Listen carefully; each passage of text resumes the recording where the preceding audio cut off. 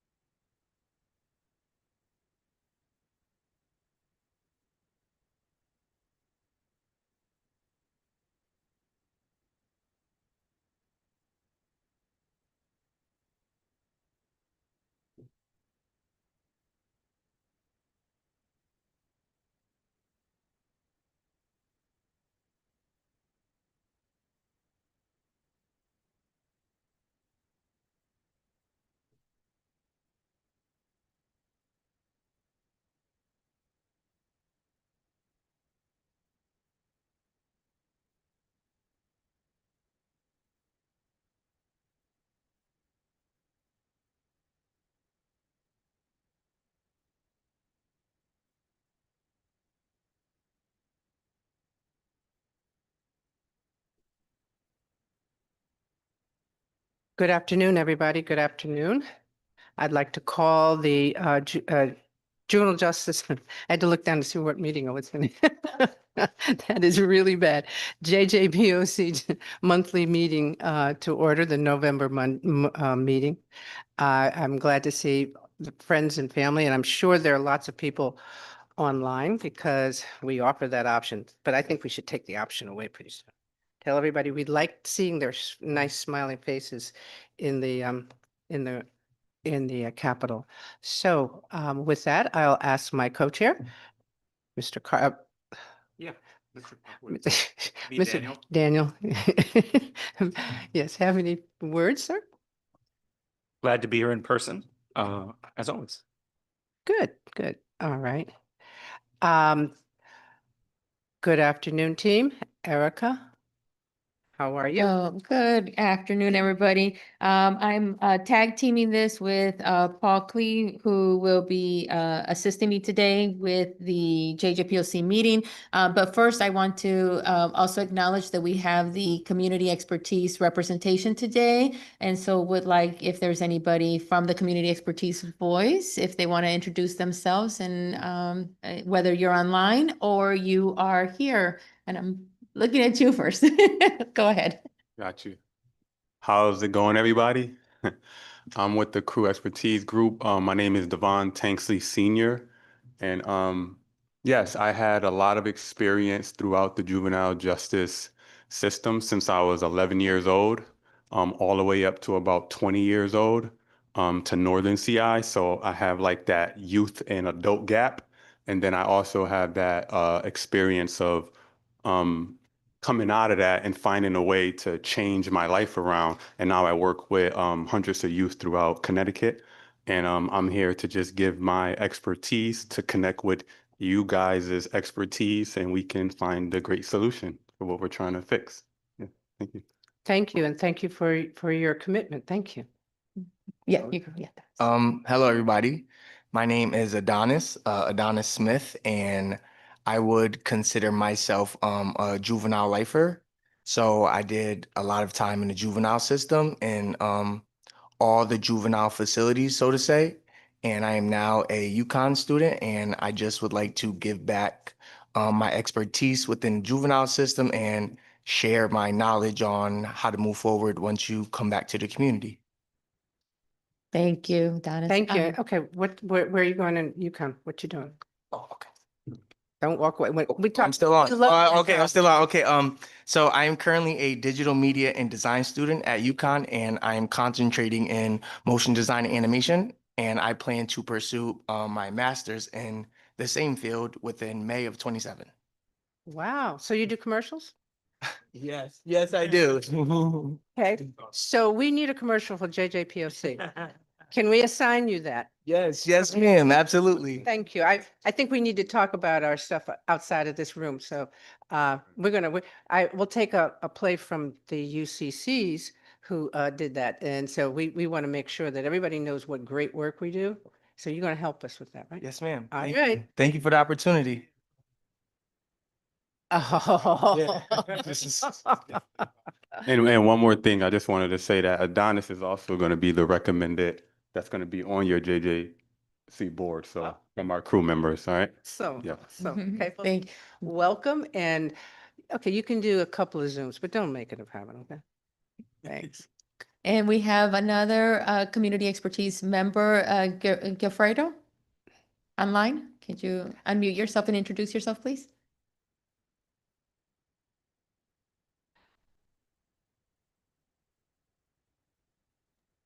Good afternoon, everybody. My name is Gilfredo Santiago. Yesterday was my anniversary. I've been a year that I came home from doing 22 and a half years. I was a beneficiary from the 23-169, the juvenile law. I went in when I was 18. I came out when I was 41. So one of the things I want to do, I like giving back. I work with programs such as Full Citizens Coalition, Next Level Empowerment, violence interruption out of Waterbury. So a lot of things that I see that CEW doing is a work that I'm willing to put my sweat, blood, and tears in, because I did a lot of disruption in my communities. And now that I have the knowledge that I do and the lived experience within prison system, and I see how it reflects the graph that we're about to go through. A lot of Hispanics and African Americans from our communities, Hartford, Waterbury, New Haven, Bridgeport, they're represented there. So I want to give back to my community. Thank you. Thank you very much. And thank you for joining us. And I just want to talk really quickly to the three gentlemen that we just met. Please do not feel quiet, feel like you don't have something to say. Please, when you see something or hear something that you know is not accurate, because we are dealing with data, please help us understand that. That's what we need, because having your voices gives us the credibility that we need in order for us to make changes. And the only way we can do that is to make you feel comfortable. So next time, just tell us what you want for lunch. We'll make sure you have it, okay? Nobody else gets any lunch, but you guys do. But seriously, I want to encourage you, don't feel that there's anything that you can't, you educate us. We're here to hear what you've got, and that's really, really important for us, okay? Okay, thank you. Problem. Thank you. Is there anybody else from the community expertise online? I'm sorry, I don't want to miss you if there is. Oh, Erica, Amaya, go ahead. Erica, I can't get online. I mean, I can't get, can you send the link out again? Because, okay, go ahead, I'm sorry. Amaya, go ahead. Hi, everybody. My name is Amaya Hendricks. I'm part of the CEW. Been in and out of the juvenile justice and detention center and residential since I was started at 12 and I went until I couldn't go anymore. So up until 17. I sorry, charger. I am very happy that I am able to express everything that I went through at a young age as a girl as well too, because I see there's a lot of boys in this group, and everything that I gained from it and everything that I can teach other people that are going through it at this age. I deal with a lot of kids now like that were my age. I speak a lot with them to guide them through everything that they're going through right now. Same things I went through. Thank you, Maya, for joining us. And I would hope, especially because you are a lone voice right now, and it's important because we actually have a study that we're doing on girls, and I think we have it on our, yep, a gender response report that I feel you especially need to hear us, and maybe we need to incorporate your voice in our overview before we release anything, because there are some concerns that how do we get information about girls, and a lot of the paths that lead them into being arrested and things, are there things that we have to try and affect and look at so that we can make changes and see what we're doing. So I hope you feel comfortable. I would like to see your face, but I can't see it because I don't have the link. But I think, can we put them up on the board up there, on the screen? The Yeah, yeah, it should be I guess not. no. Okay. Well, anyhow, thank you very much for joining. And please, again, I say to you, feel free as we go through the report and just give a review, that if there's something that you hear in there that you feel we should revisit, I really, really want you to say that, okay? Of course, thank you. Thank you, thank you, thank you, thank you. Thank you. Rep Walker, I did send you the link. You did? should have it, Okay. yeah. Okay, so now I do want to give, I believe we have a new member. I'm going to put Gary Roberge on to introduce our new Chief Court Administrator. Is that correct? Didn't know this was coming, Erica, but I'll see what I can do. Okay. And by the way, Madam Chair, I was never offered lunch here. Come on. It's my pleasure and privilege to introduce our new Chief Court Administrator, Justice Alexander. She also sits on the Supreme Court, and really excited to have her on this group and to be our new Chief Court Administrator. I've worked with her for many years and very closely when she was the Chief Judge of Criminal Matters years ago, before going to the appellate and then Supreme Court. Justice Alexander? Thank you. Thank you for welcoming me. And it is a delight to be here, and I'm looking forward to working with you and your committee. Thank you. Thank you, ma'am. And we are truly honored to have you here with us. I know it's going to, I've had some amazing judges that started teaching me about the courts, and I'm willing to learn, and so is our committee. So we look to you to give us any guidance that you can. So I hope that you will feel that way. I absolutely do. Thank you. Okay, thank you. Right, thank you. And I think that is it. I'm going to shift the floor over to Paul to do some administrative updates. No, hold on, I'm sorry, 1 second. I just don't want to leave out. Oh, leave Stella. because she's part of our Oh, crew. okay, sorry, Stella. You didn't have to, but thank you. My name is Stella Rose Duguay. I work for the Center for Children's Advocacy. I am one of the co-chairs. I'll do some housekeeping, I guess. So Devon is also going to be one of the co-chairs for the Q. And Amaya, who was online, is going to be the second voting member with Adonis. So we're really excited to finally get this voting member position filled. And we are really looking forward to working with the JJPOC and the other work groups to elevate voices of people with lived experience. Thank you. Thank you so much. Thank you. All right, we will move forward with the meeting, and as we move forward, there's just a few facilitation notes I'd like to remind the committee. Those on Zoom, can you please mute yourselves on your way in or during the meeting? If you have something that you'd like to address the committee about, please raise your hand via Zoom and save all questions to the end. We have some very wonderful data presentations today from the judicial branch as well as OPM. So please, again, be respectful of our presenters and save your questions till the end. JJPOC members will be asking questions, and this meeting is being recorded. Our agenda is as follows. Thank you for the introduction, Undersecretary and Rep. Walker. And we have a couple administrative updates we'd like to go over with the committee before we move into our two presentations today.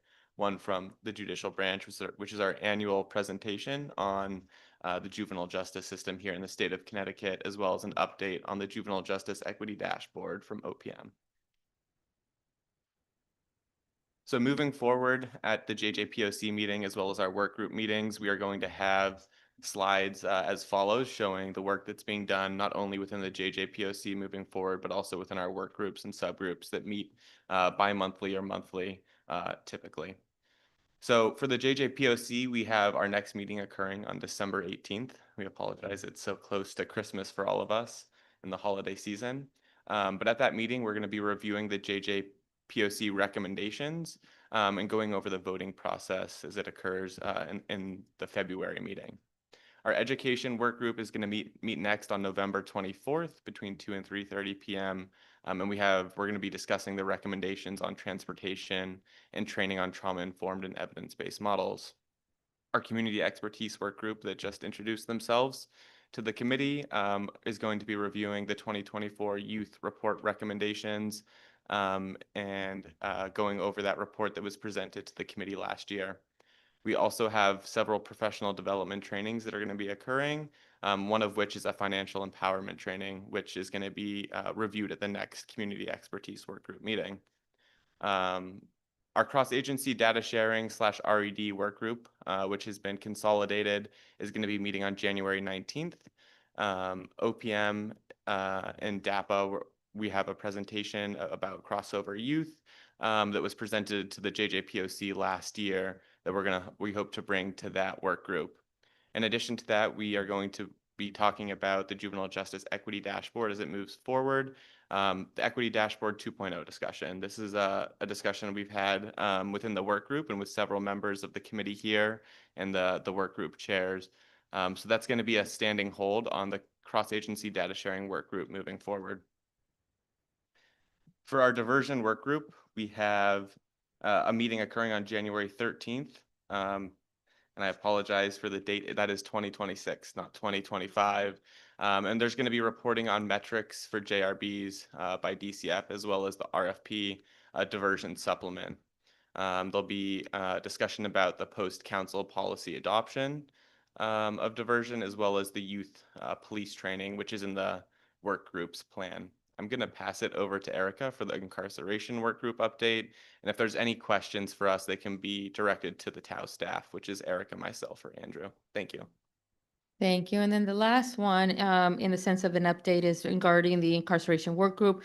We are meeting on December 15th. We continue to receive, which I believe we just received a report from DOC on the most recent chemical agent use, as well as we're continuing to receive updates on the implementation of the reentry success plan. And we do have two subgroups. One subgroup is on the conditions of confinement, which we are continuing to review not only, for example, the chemical agents, but other type of behavioral health, educational services needed within to improve on it within that subgroup or that environment.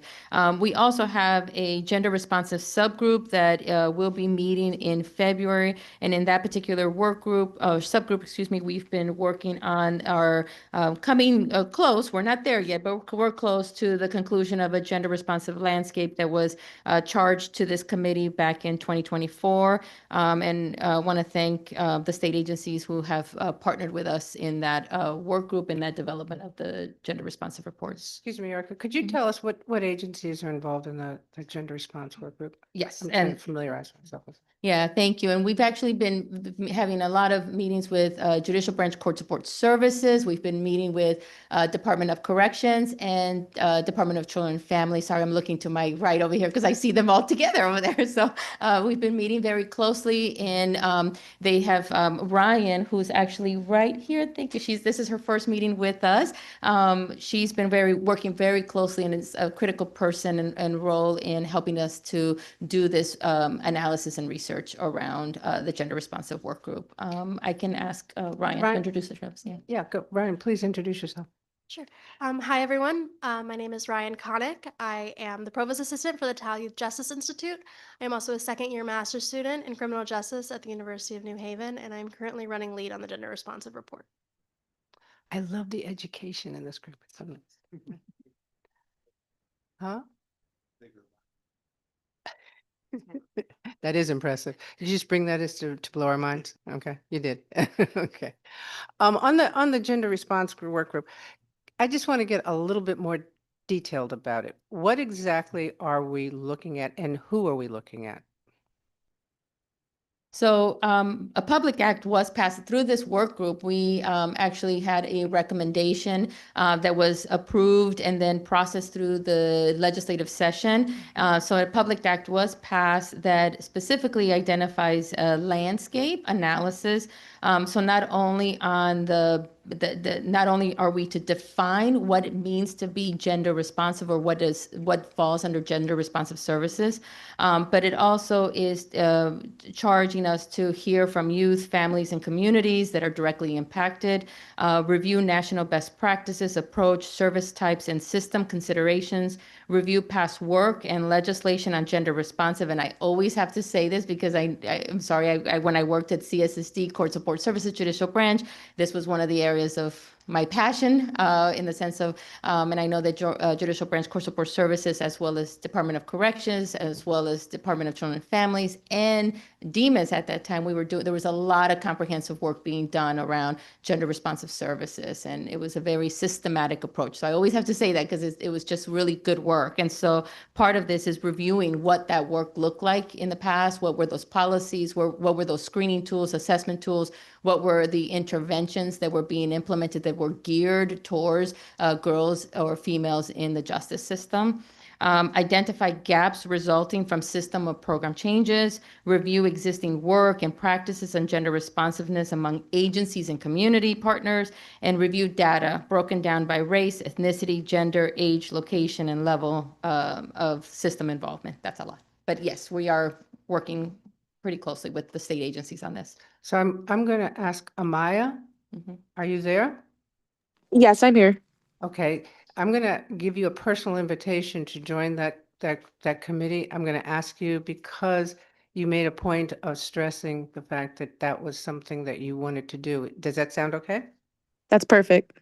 Okay, please help us understand where are the pitfalls, where are the holes, where are we abandoning our girls and where are we leaving them in the wrong direction? So all of those things, that's a big, tall order, but we've had discussions about this and some people feel that there's certain agencies that don't belong in this. I believe the three that we identified are the most important because they all have a commitment to all young ladies that come through their agency. And I just want to make sure that you help us. If they feel that they don't belong, you will help us inform them that they do belong. So were you okay with the three agencies that you heard? I'm very okay with it. Yes. Okay, thank you. Thank you very much. So Thank you. we have a new member there. Thank you. Okay. Perfect. We'll be in touch, Amaya. All right. Perfect. And as we pass the mic, I'd like to pass the mic over to one of our members, Brian Hill, who will be who's the chair of our JJPOC cross-agency data sharing / RED work group, and he'll be introducing our presenters today. Brian? Thanks, Paul. Thanks, Erica. First, I'd like to thank the co-chairs for the opportunity to present today. I did a count. I think this is the 11th year that this work group has have the privilege of sharing information and sharing system-wide data with this committee. And I also want to recognize the co-chairs for the decision that they made to consolidate the cross-agency data sharing and RED work groups. I can say that our last 3 meetings since we have come together have been just tremendously robust discussions, and I think it's opened new opportunities for us. And I'm not sure if my co-chair is online, Dr. Gordon. I know he's typically online, and truly enjoy working with him, and I hope he'd agree that it was a great decision, and we really appreciate that. I am online, Brian, and I definitely agree with that statement, and want to say that I look forward to kind of seeing how this will move the JJPOC forward in the future too. Excellent, thank you. So today we have 2 presentations. The first one is going to be from the Judicial Branch Court Support Services Division, Brian Sperry, who has presented, I think, the last 2 years to this committee. We have settled over the last 3 years on a pretty consistent slide deck of information, and I think that gives us a lot of benefit of not only consistency in our discussions, but also the benefit of being able to plot data over many, many years. And so I think one of the takeaways that I had in reviewing this earlier this week is a lot of the progress that we've made in many of the areas. So I hope that you all will take a lot away from this presentation and that you have a lot of questions, because we would enjoy the conversation. And our second presenter is going to be Kevin Neary from the Office of Policy and Management. And Kevin's going to be talking to us about kind of one of the projects that has been just tremendous work out of our work group, and specifically coordination between 2 branches of government in exposing juvenile justice data to the public, and that's through the Connecticut Equity Dashboard. And so that's been one of the goals of this work group, is to make a self-service process for people who are interested in juvenile justice. And Kevin's got some really exciting statistics on the usage of those. And so with that, I'm going to turn it over to... Can I ask you one question? Sure. Do we keep track of how many people hit our dashboard? I'm going to save that one because we have some information for you. And so I think you'll be very I interested. was told to ask that. I Yes. doubt. So you'll be very interested to see some of the trends of the number of hits that we've got, and then some additional tools that have been built in to kind of make that self-service a little more dynamic. Awesome. You're the best, Brian. All right. So I have the great privilege of introducing Brian Sperry. He's a Deputy Director of Information Technology at the Court Support Services Division, the Judicial Branch.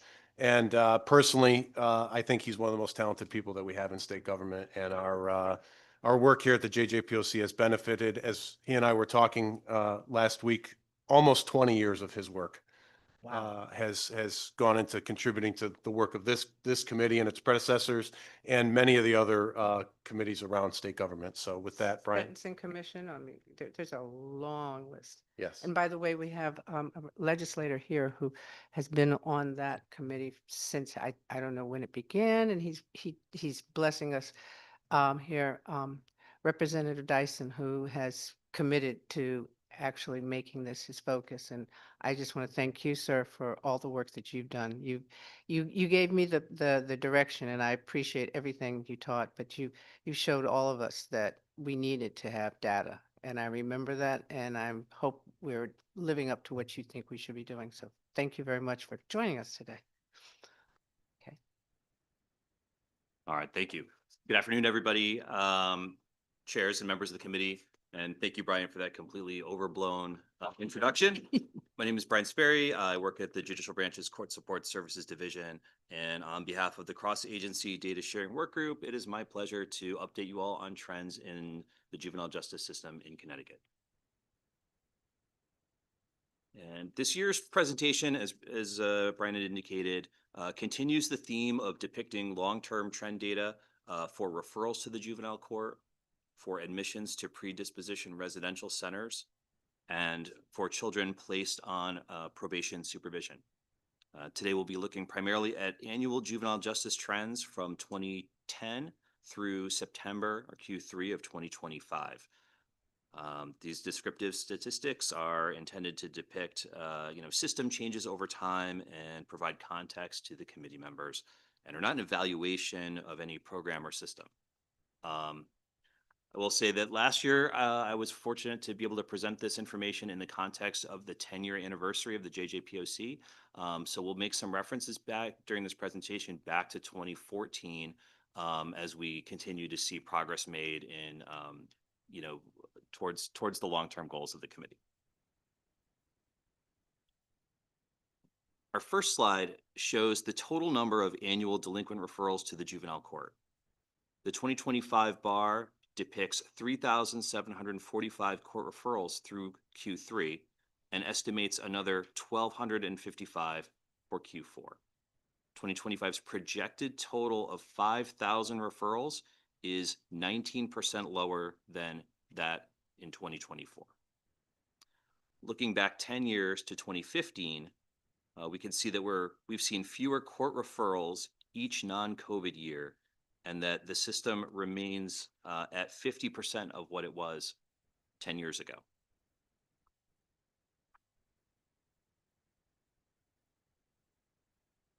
That's amazing. You know what? Being the budget person, I'd like to quantify all those dollars and say how much money we've saved the state of Connecticut. I think that's critical. And I think we should really talk about that. Yeah, thank you. Looking at the same annual referral data through the lens of race and ethnicity, we see that the proportion of Hispanic youth has continued to contract over the past few years. Specifically in the last 2 years, the number of Hispanic referrals has decreased at a faster rate than it has for both white and Black youth. So as we look at this chart and see the proportions, essentially the populations for white and Black youth have remained stable, and Hispanic youth are becoming less and less represented in this data.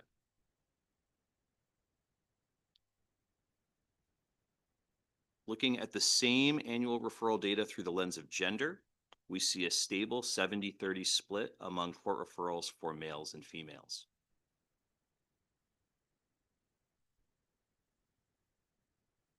I wanted to take some time today to, sure. Thank. Could you explain why you said the Hispanic numbers went down, but the other numbers didn't go down? So all numbers, so the number of referrals for youth of all racial and ethnic groups decreased. We saw a lower number, but Hispanic youth, there are fewer Hispanic youth in 2025. The rate of decrease is greater than that of white and Black youth. So okay. There are just fewer of those youth being arrested and referred to the juvenile court. Thank you. So I wanted to take some time to highlight the impact of diversion efforts on referrals to the juvenile court. In 2023, the judicial branch implemented a risk-based case handling policy, which combines a validated screening instrument with changes to the criteria for acceptance to increase diversion of cases coming to the court. Now, the past 3 years have seen 30% of cases diverted from the court compared to a pre-pandemic level of just over 7%. Yep. So Mhm. in 2025, due to risk-based case handling efforts, 3 out of every 10 court referrals are diverted from the court as compared to less than 1 out of 10 pre-COVID. So our diversion numbers from the court, once youth have been referred to the court, has increased significantly.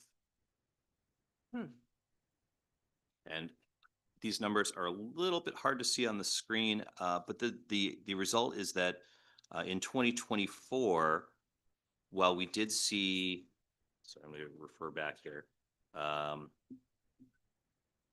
that was 6,100, a little under 6,200 referrals, that only 4,271 were actually referred, or actually accepted and handled by the court.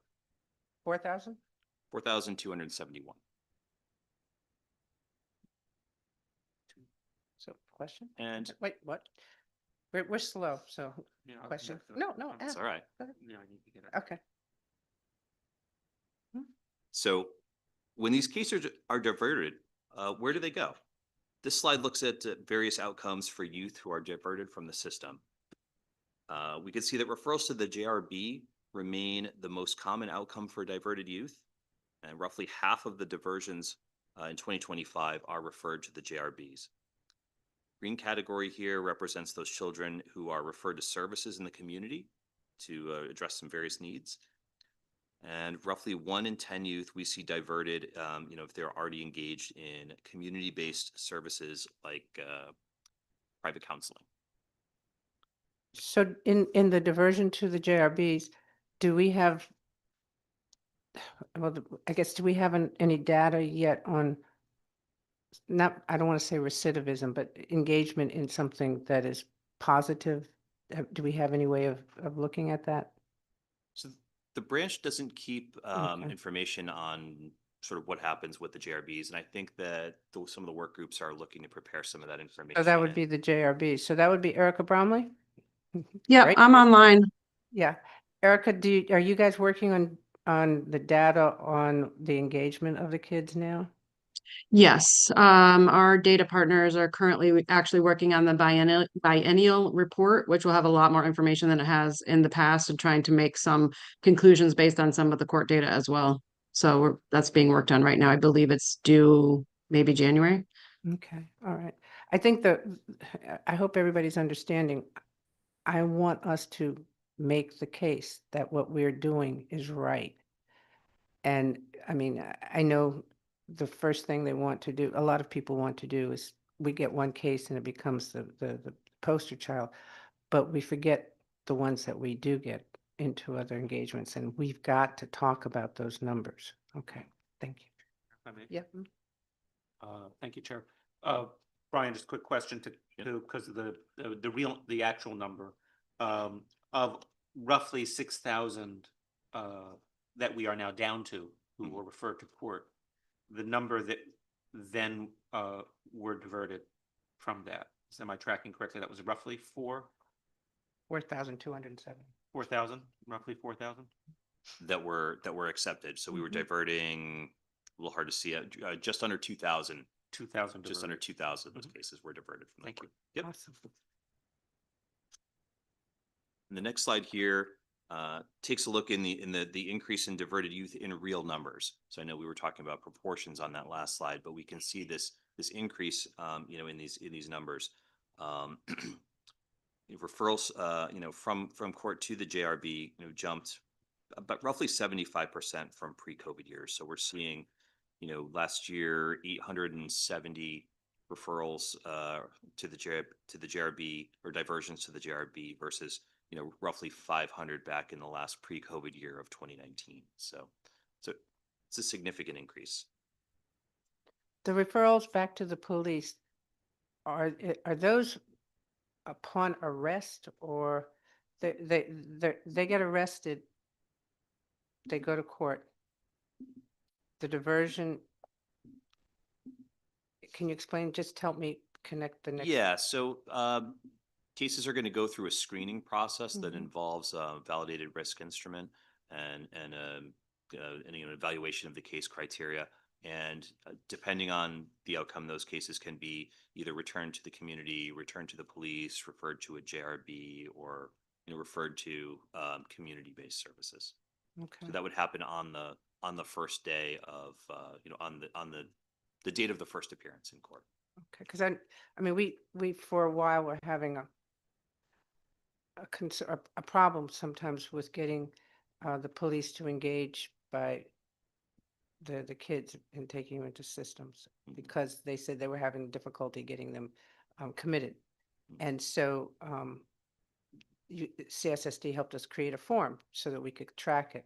So we know how many now. Is that in any of these reports, how many people are actually, how many police departments or police officers that are referring them to court now? Do we have that number too? Don't believe we have that information Okay, in this sorry. presentation, but I'll follow up with some other folks and get a little more information. I just know that was something that we've been talking to Post about also, Okay. so that we try and get a connection on how we work through that. Okay, thank you. Yeah. The next slide here takes a look at delinquent referrals by charge type. Much of the system's contraction over the last 10 years has occurred at the low end of charge severity. Reforms and diversion over the past 10 years, have led to more than a 50% reduction in misdemeanor offenses being referred to the court. Felony referrals fluctuate a little bit annually, but have averaged roughly 2,000 every year historically. But this year we do expect to see fewer, probably 1,600 by the end of 2025. So this year is definitely seen a reduction in the number, in the overall number, and the number of serious offenses being referred to the court. That's a huge drop. I mean, I'm going back from 2010 when we started to here. That's huge. Thank you. Thank you. Okay, yeah. And again, for the amount of numbers that it dropped, I would love, as Representative Walker said earlier, the costs that we're saving, the difference in costs that we're saving from what it was before to what it is now would be very imperative, I think, for us to know. Because people say there's no action in that situation of us saving by what we're doing. So it would be important, I think, for us to see the numbers financially that it would have costed us versus what it is. Okay.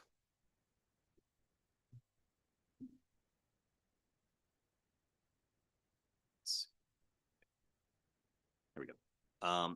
And this is just the same information here presented as a percentage of all referrals.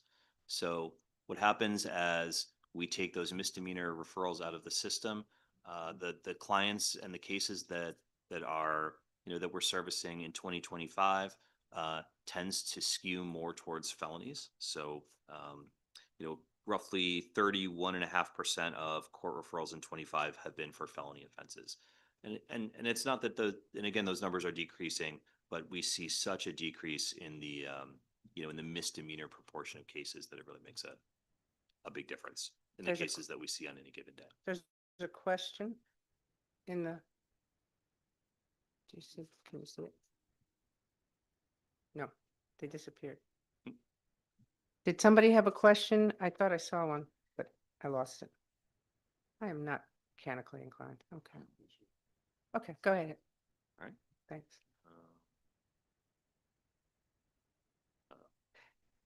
Part of it is the fact that we have more diversion and we have targeted diversion. I think that's very clear. I think the felonies because felonies, but we're addressing the issues, I think, a lot better, and it's really good to see. So yeah, that's fantastic. Paul, can you get to the next slide? I'm not sure the clicker's working. Thanks. So last year's presentation, we reviewed the most commonly charged offenses among court referrals. comparing the first 3 quarters of 2017 with those of 2024. And this slide provides a full year update. So we can see that in 2024, reductions across the board. First time larceny of a motor vehicle was the 5th most commonly charged offense. But I would point to the reduction in real numbers, for all of these charges. So for breach of peace, 2nd degree, we saw 1,148 in 2017, 997 in, 796 in 2024. Those kind of top 4 or 5 most commonly charged offenses all decreased in some pretty significant numbers. And we're going to see that even more on the next slide.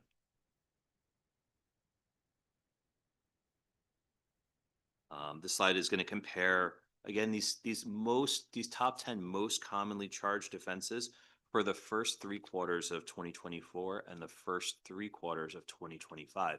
So this is an apples to apples comparison of the first 9 months of last year to this year. And we can see some pretty dramatic drops in the number of offenses that are being charged.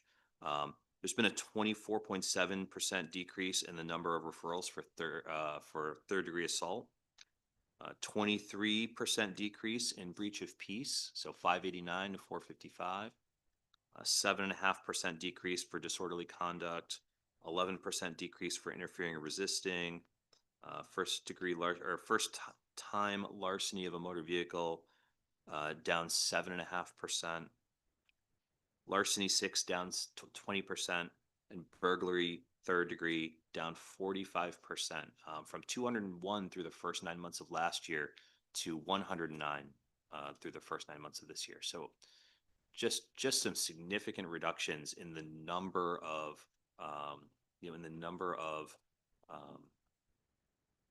referrals for across all of these offenses. Where do car thefts fit in that? So we do see some decreases there, and I'm going to talk about that more on the next slides. Okay. That 1st degree larceny of a motor vehicle, we saw 215 in the first 9 months of 2024, and we saw 200 even on the first 9 months of 2025. So our next slide is going to take a Before look. you go to the next slide, if you Sure. can. Do we have the ability to see a map of where the charges are being issued? Something that shows, like, it's great to see the numbers go down as much as the numbers have. I think that's awesome. But I'd be interested in knowing if there was a chart that showed the data on a map, like, how you put the pins up. Yep. It'd be interesting to see something like that. We could definitely do some follow-up work and get that out to the group. Thank you. Yep.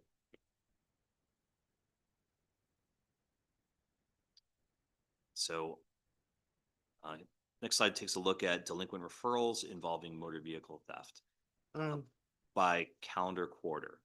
And last year we were able to provide some context to the committee around referrals for drivers and passengers of motor vehicle theft incidents.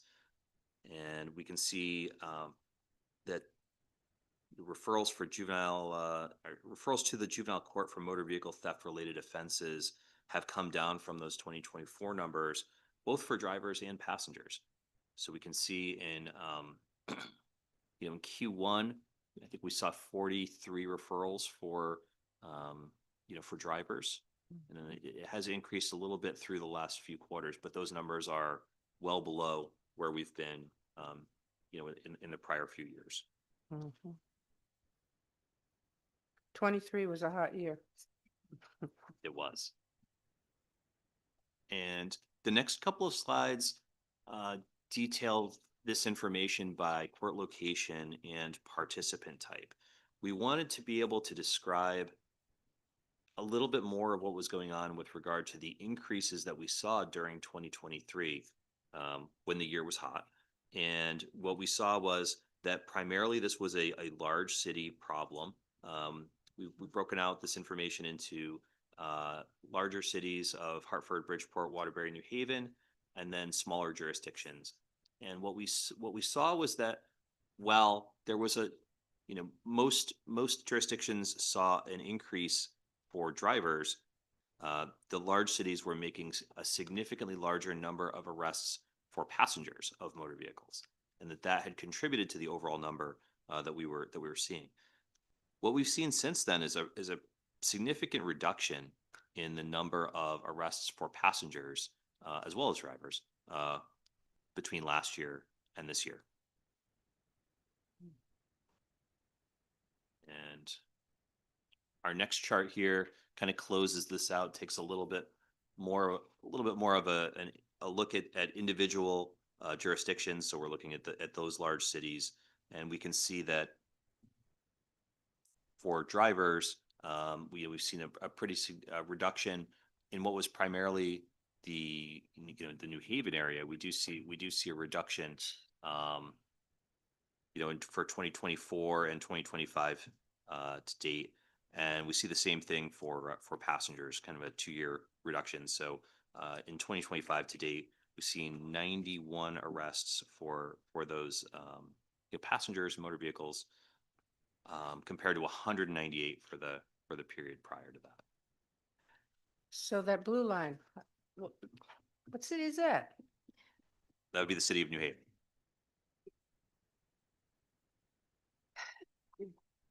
Make us proud, New Haven. Okay. I am excited to present the next slide here. This is a trend on delinquent court referrals for behavior occurring at school. And these numbers continue to decline year over year. In the school year 2025, which we end in August, there were 1,083 referrals. And this was a 7% drop over 24. And that's been a 45% decrease since 2019. We continue to see multi-year lows each year with regard to these kids who are being referred from schools. Good job, SDE. Want to come to New Haven? My question for that would be, sometimes schools report less. So how do we ensure that they're not just putting less referrals in the system just so they don't look as if they're having that issue? Is there anything that covers that? Yeah, this information is collected by our juvenile probation supervisors as they are handling these cases. They read the police reports and determine whether or not the incidents, the behavior took place at a school or school-sponsored event, and are coding those as being school involved, and then recording the city and the school where that takes place. So this information is kind of coming right off of the police reports. Yep. The next slide here looks at admissions to predisposition residential centers. We can see that this. Erica Bromley said that's part of the reason is because the JRBs are getting referrals now, and that's why you're starting to see the declines in the schools. Thank you, Erica. That's great. Go ahead, I'm sorry. So we see the number of predisposition admissions continue to fall. We're going to estimate that there will be roughly 770 admissions through the end of 2025, which is a full 64% decrease from 2014.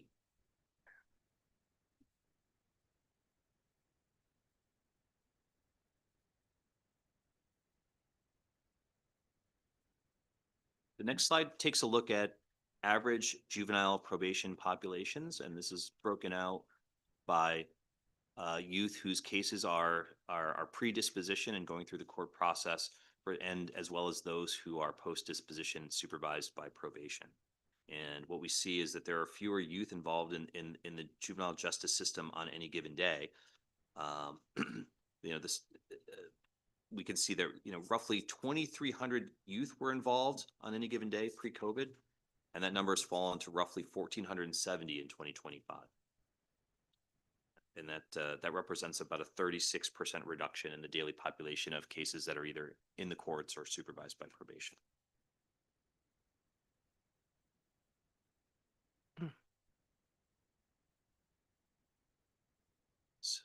The next slide here takes a look at the average number of youth who are supervised by juvenile probation by risk level.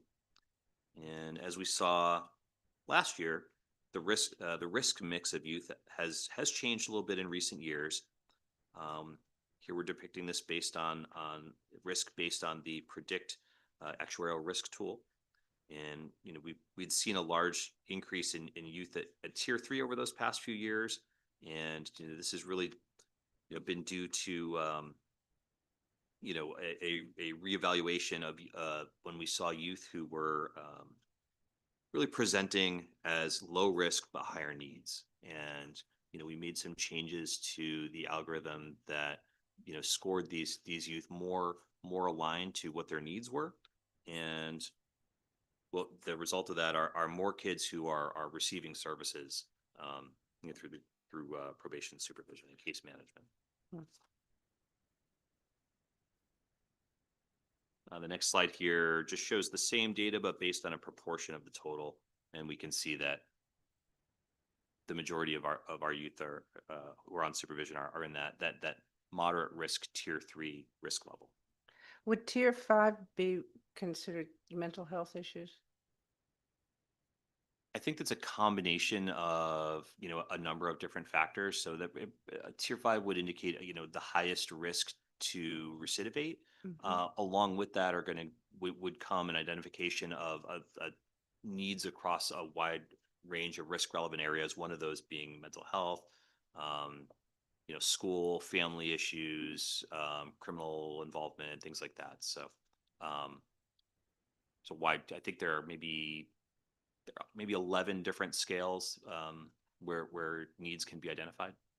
The reason why I say this is because we have another sister organization or committee or whatever, TCB, and they're also doing this from mental health and also looking at funding to make sure that we have more like school-based health clinics, et cetera, et cetera. But some of this data, I think, would help to demonstrate the need of that, because again, it shows the shift, and what we need to do is shift the dollars into this population so that we address the needs of the kids. Kids aren't stagnant, and they change and they have different needs, and so we've got to just be that flexible in that. So thank you. Go ahead. Great. The next slide here takes a look at disposition order events to probation with residential placement, which is the Regions program. And what we see is that the number of youth who are referred, are ordered into this program has remained, very stable, with volume staying, under 20 per quarter in 2025, 24, 23, 22, 21, all the way back to 2020. So we've, the number of youth being referred has remained very stable.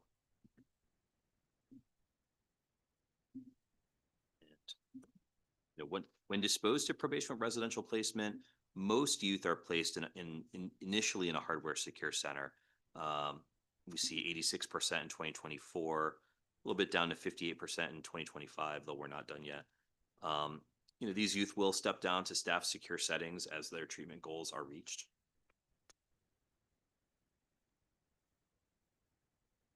Next slide here takes a look at referrals to treatment programs and other services by probation. This is taking a look at the most commonly utilized treatment programs for these youth.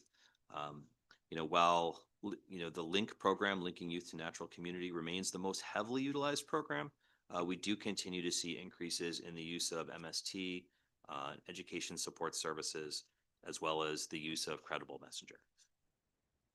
I think it's great that we're putting more into LINK than into MYI. Absolutely. Next slide here is the first outcome measure that we're going to take a look at this afternoon. This is going to be the percentage of youth who complete their period of supervision without a new delinquent referral to court. This rate has remained between 75% and 80% in recent history, even as those lower level cases are diverted from the system. I did want to point out that this chart has an adjusted y-axis that only ranges from 70 to 80%. We did not catch that before this presentation. So this looks a lot more dramatic than it really is. This is really a pretty flat trend line. So just envision this this line a lot flatter than it is. But it does say that that the population consistently has the same percentage. The population's going down, but the percentage is still there. That's interesting. Okay. Here, I think. Yeah. I thought the point you made a moment ago before drawing our attention to the why, is there a way to have that represented as well? That is to say, this rate is the way it is, despite the changing nature of the case flow into this part of the system. I thought that was quite important. Do you have a way of common sense? That's a very important piece of context. Is there a way to represent that? Yeah, I think we could definitely cut this information by risk level as a good way to depict sort of the way that those changes have impacted us. I think also taking a look at this information, by felony versus misdemeanor, would also help. Could tell a little bit more story. Sure. And we certainly do that with our recidivism data. So here on this chart, we've got a 12-month rearrest by supervision risk level. Recidivism rates continue to fall for children in pretty much all of the risk categories. This multi-year trend, is most impressive for the youth at the high risk end of the scale. We saw a 12% drop for Tier 5 youth and a 13.5% drop for Tier 4 youth since 2022. So those rates are coming down slowly. But the trend is in the right direction. Is it because of the programs, or is it because we're focusing more on the kids? I mean, do you have any ideas? I think it's the good work that we're doing every day. Yeah, I think that's what it is. Yeah. Thanks. And the last outcome measure here is taking a look at adjudication rates for those same youth. Those have also fallen in 2025. The rates for most youth remain around 15%. And, with the Tier 4 and 5 youth being a little bit higher, between 30 and 40%. But these remain, again, stable to downward. And that's what I have today. Just want to take a moment to thank the IT and business intelligence teams at JBCSSD for making this presentation possible, and Juvenile Probation and Residential Services Directors Tasha Hunt and Kathy Foley-Geib for their work and their teams for the work that they do to make all this progress. So thank you very much. Thank you, and the dynamic duo sitting behind you. Thank you so much. I mean, there's so much here, and then there's so much that we should be so happy about and proud of what we're doing. I mean, it makes you take a sigh, because we've had a lot of fights to get to where we are, and we've stuck to it, but it's going to pay off for our kids. So thank you for giving us the data to be able to see this, and also so that we can cross compare to some of the things we have that we know we need to work in. But I was happy to see schools are, because everybody's worrying about the disconnected youth, which we should be, but we haven't been able to figure out what has happened, and it's happening. And thank you very much. Absolutely. Madam Question? Chair, just real quick. Yeah. I too want to thank Brian. Last month when Kathy presented, I acknowledged her and her team on juvenile residential services. But as Brian Hill noted earlier, Brian Sperry just does a tremendous job, and his team and BI and CDCS and SEMA's team, everybody in the unit does a great job. And I think we see that here and in other spaces. You mentioned Sentencing Commission earlier, right? And just the data that we can produce in the branch. So thank you, Brian, for that. And I too want to thank Tasha and the work for her team, Tasha Hunt, our Director of Juvenile Probation. They do a tremendous job. You had asked programs, what's working here. I think it's a collective systemic work that's going on through all the state agencies and our programs and our providers out in the community who do a tremendous job working with our kids. But certainly there's room for improvement, as Bill always used to tell us when he was executive director at CSSD. There's always room for improvement, and there is. But like you just said, we certainly seem to be trending in the right direction, and we'll try to keep that going. Thank you, Madam Chair. Thank you. And you made a very strong point, because I remember when we first started this, Tasha and Kathy and your team were vigilant about studying the sciences and behaviors of the kids, as opposed to making assumptions. I think a lot of people, when they work with children, they make assumptions because they go to their experiences. But your team went to the sciences and actually studied the things. And I was fascinated with a lot of the stuff that I learned. And it made me feel very comfortable that we were going in the right direction. We just have to make sure that we keep getting the funding that we need to go in the right direction. So I think this helps us a lot in what you've presented. So thank you very much. Yep. Comment? So from our perch in the Criminal Justice Division at OPM, right, we see and undertake efforts to have visibility across the entire carceral or criminal legal landscape. And I just want to thank the judicial branch for, I think, setting the standard for transparency, for and really empowering people in rooms like this to know where we are and where we need to go from here. So I just wanted to take a moment and thank you all for that. Yeah. Any other questions or comments? Yes.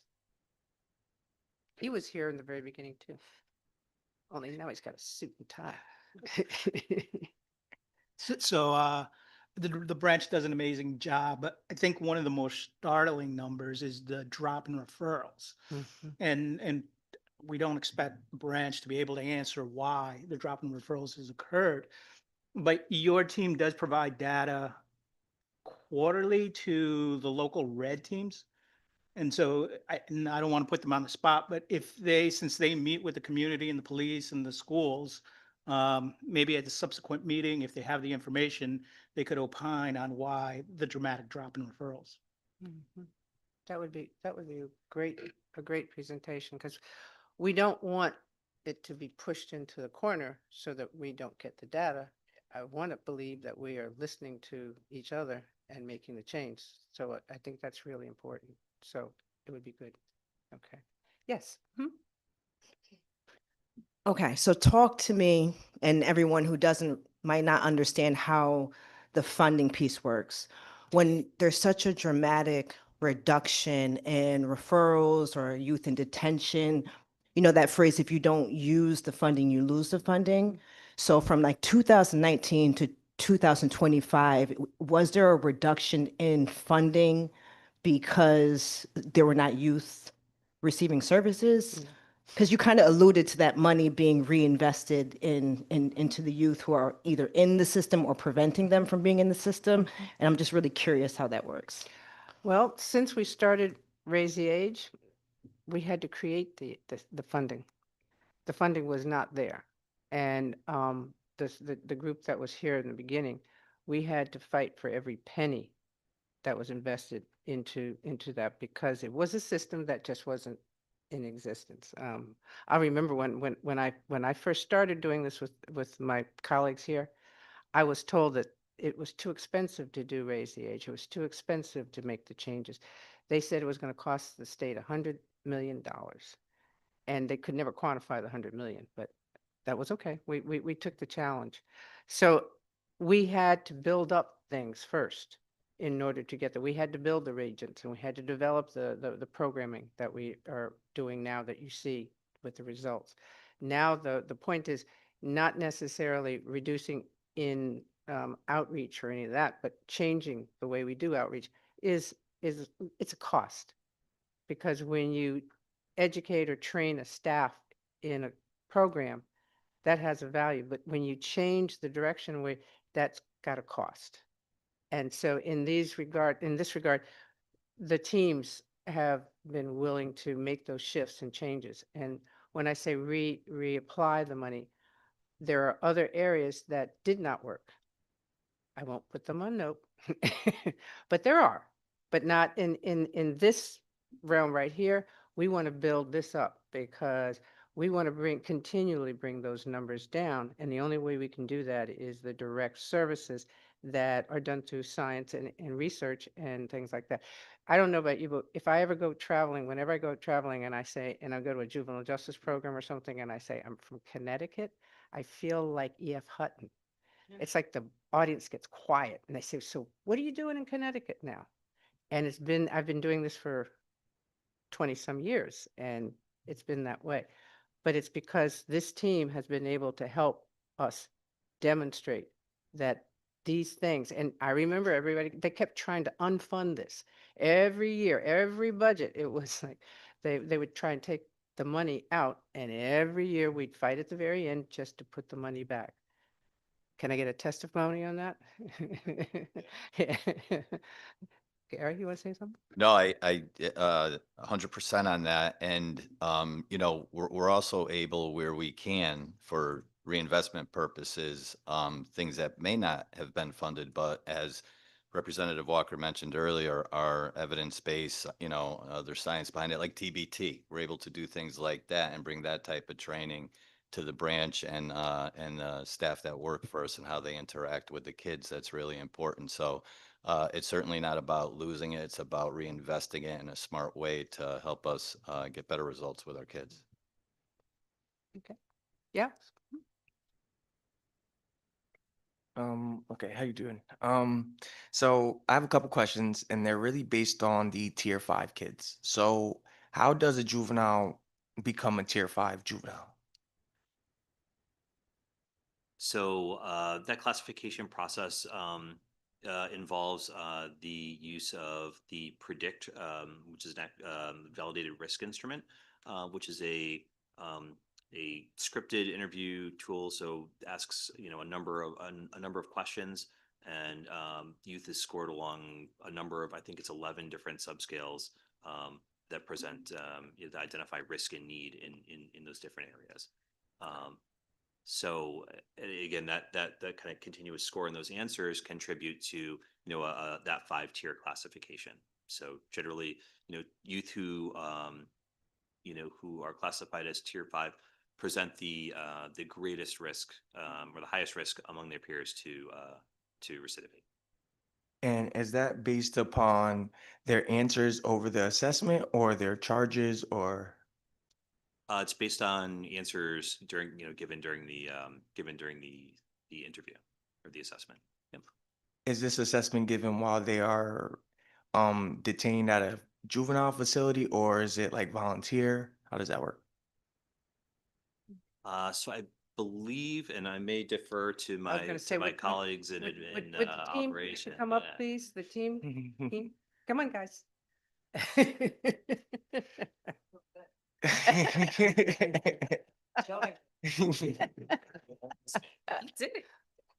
Thank you. That's a great question. Thank So a part of that assessment process, it's a full interview.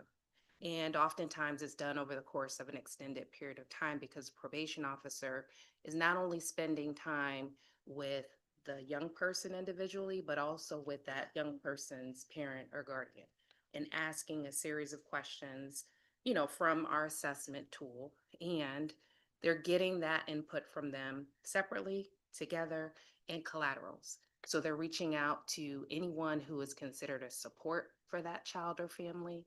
They're reaching out to schools. They're reaching out to any, support system that to help them better understand how that child is functioning in their home, school, and in the community.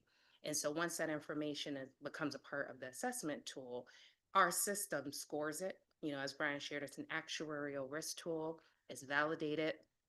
The probation officer doesn't do it. So we are getting on the output exactly where this young person falls with respect to their risk and their needs and how we address those risks and needs. So today I heard a question come up about mental health. And so while our assessment tool does assess to some degree how you are looking with respect to risk in mental health, the mental health piece isn't really the risk factor, but our assessment tool is going to help us better understand, do we need to address the level of risk that's associated with your mental health before we could even address those other risk domains like substance use, family distress, antisociality. If you are in psychosis, we can't address substance use as the first thing. We have to make sure that you're stable. So the assessment provides a lot of information about how they're presenting, how we should treat them as far as interventions, and the level of supervision and contact that they should have with the probation officer. Thank you. I just have a couple, maybe like 2 more questions. Sorry. No, no. So do you guys have any data that shows like the age on the kids that end up in these tier or that end up specifically in tier 5? Like, is there an age on what kids normally end up? Is it 14-year-olds, 15-year-olds, 16-year-olds? Pass this back. We do have some information on that, and we can provide kind of the breakdown of where, where youth fall. I think, each kid is different. So I think, the circumstances, as Tasha explained around, all of those different, risk domains and those answers can lead, each youth to kind of land in one of those in one of those tiers. So it's not really age or charge based. It's really around the circumstances and the needs that those kids have. And I'll also just point out that for our very young kids, because we are starting to see that there are kids who are coming in at a very young age. And so, and that's for a number of reasons, right? But when you think about the risk domains and you think about the fact that this young person really hasn't had the exposure, to engage in certain behaviors that would cause them, to have a high risk level. So even though our risk assessment does look at criminal history, this young person hasn't really had a life experience that would allow for that criminal history to present in that way. So we don't typically see our very, very young youth coming in as a tier 5, but we do know that the age at first arrest is one of the number 1 predictors around the likelihood of them reoffending. And so that alone, while they may not be a tier 5, signals to our staff that we need to zero in on how to address their needs and that level of risk so that we can change the trajectory and get them off of a path that's likely going to lead to them going to the deep end of the system. Understand. Last question. For the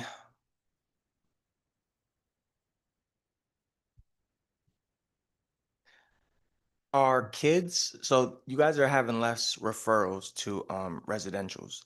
Is that because those kids are going straight to adult? Or like are kids being charged as adults? Like is that data not being presented as to why your referrals are going down? That's a great question. I would say that the entire system as a whole is shrinking. So if a youth were arrested and referred to the juvenile court, and that their case was ultimately transferred to the adult court, those cases would still show up in the count that we saw on the first slide. That the universe of of cases, those kids would still be in there. We have seen those numbers come down. I don't have any information on that today. I'll definitely add that to the packet that we'll be sending around afterward. But in general, those kids are, the system is just smaller. There are fewer kids coming in the front door. Thank you. Yeah. That's it. Thank you, guys. you. I know there's a call, just before, Ms. Hunt, when did you guys start using the Predict, and when did you start to change the way you interviewed your kids? What year? Wow. So the Predict it's not really just the Predict that we started using. Okay. Back in the late 90s, we used something that was called the JAG, right? And so I a lot remember of that. that data informed our validation our development of what is now considered the predict. So I want to say we did the validation of the predict. We may have started it in 2010. That we started maybe collecting some of it. 2018, it went through the first validation period from 18 to 21. And Mhm. so it was fully implemented and rolled out in 21. And so we've been using it since then and looking at that data up against what we, are informed by either through the JAG data or our validation.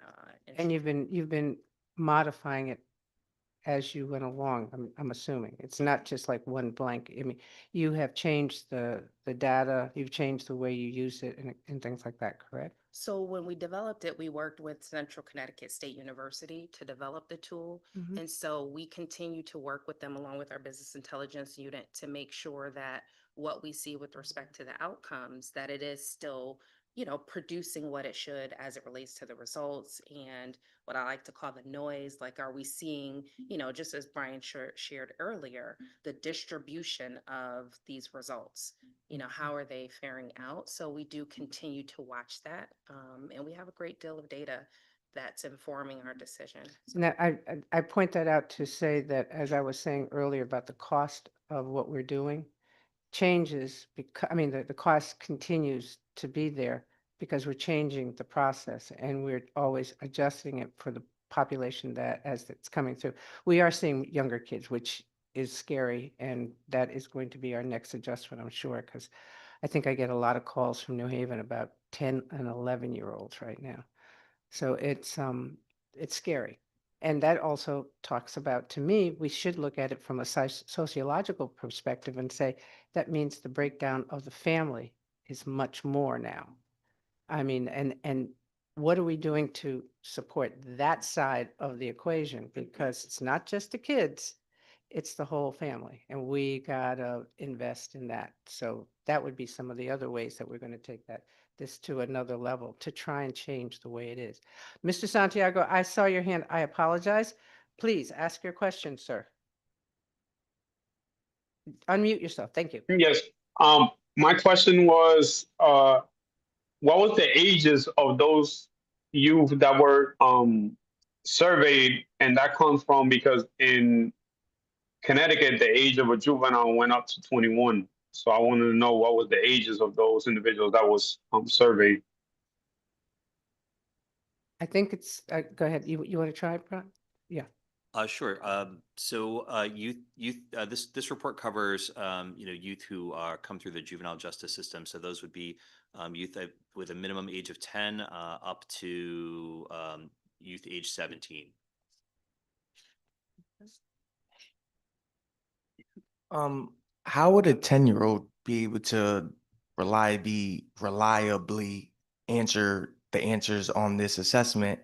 And if the parenting is unstructured in the household, is it possible that the parents can essentially coerce or potentially force the kid to give certain answers to limit risk assessment? Are the parents involved in this? That is a great question. So, our risk tool is only validated for youth who start at the age of 12, right? And it's because we are seeing a shift that we don't have that many youth in our system for there to be a validated, assessment tool. And even on a national level, because we've looked to see if there are other jurisdictions that we could work with that actually have, risk assessments that are actuarial, that are validated, that could help us better understand the risk needs of youth. And so instead of going in a direction of using something that was more subjective, what we do when we have a youth coming in under 12 years old, we work with our clinical coordinators who are in-house and who are trained and able to provide what is called an early intervention safety assessment. And so while we are still administering our tool, because that data is important, and at some point we'll work with our business intelligence unit to tell us if we have enough data to say that we are able to move in the direction of validating that tool for under 12. But in the interim, we're administering the tool because it will help us at least identify needs, and probation officers are trained to have conversations, have a dialogue with the youth in age appropriate language and having that same conversation with their parent. And so we are gathering information in the same way that we would for older youth, but we recognize the fact that cognitively, the questions are not geared and the tool itself is not validated to be able to really use that to inform our decision. So we use the needs, we use the clinical assessment or the assessment that's done by the clinical coordinator to tell us if there are any emergent mental health needs. And then we use our other collaterals to figure out the best way to respond to the needs of that young person. But it does take a lot of work because, there's a lot that comes into play when you're trying to get that information. And we rely heavily on our relationship, our partnership with the Department of Children and Families, because a part of working with any early intervention, case, any young person who's coming in at such a young age with families that are oftentimes in need, our colleagues at DCF are a part of that conversation around how we can share our expertise as well as resources to prevent that child from becoming deeper involved in the system. We have another question from Amaya. Yeah, and also Rep. Walker, sorry, I'm going to take a point of privilege here because Tasha, thank you so much for saying that. And this committee, we've debated for some time now about with the success of this committee, we raised the minimum age of jurisdiction from 7 to 10. And the question in how well Tasha put it is, should we be trying to raise it again? Yes. And maybe it's not the juvenile justice system that's the appropriate system. There's other community-based interventions and other services in the community that can better services a 11-year-old, a 12-year-old. But Amaya has a question. Maya? So I just wanted to ask about the program's effectiveness and if a shorter length of stay is associated with better or worse outcomes for the youth. Can you guys hear me? Yep. They're thinking. They're saying, you take it. No, you take it. So your question, it sounds like you're asking about the effectiveness of or the benefits of a shorter length of stay when kids are in, a residential facility. Is that what you're asking about? Amaya?